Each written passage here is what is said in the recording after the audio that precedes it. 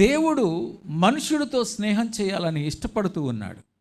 ఎప్పుడు స్నేహం చేస్తాడు అంటే, ఆయన చెప్పింది మనం విని ఆయనకి ఇష్టం వచ్చిన ప్రకారముగా మనం నడిస్తే ఆయనే వచ్చి మనతో సహవాసం చేస్తాడంట. బైబిల్లో అబ్రహాముతో దేవుడు స్నేహం చేశాడు. యాకోబు రాసినటువంటి పత్రిక 2వ అధ్యాయము 23వ వచనములో యాకోబు అబ్రహాముకి దేవునికి ఉన్నటువంటి సంబంధాన్ని అక్కడ తెలియపరుస్తాడు. కాబట్టి అబ్రహాము దేవుని నమ్మెను, అది అతనికి నీతిగా ఎంచబడెను అను లేఖనము నెరవేర్చబడెను, మరియు దేవుని స్నేహితుడని వానికి పేరు. అబ్రహాముకు దేవుడు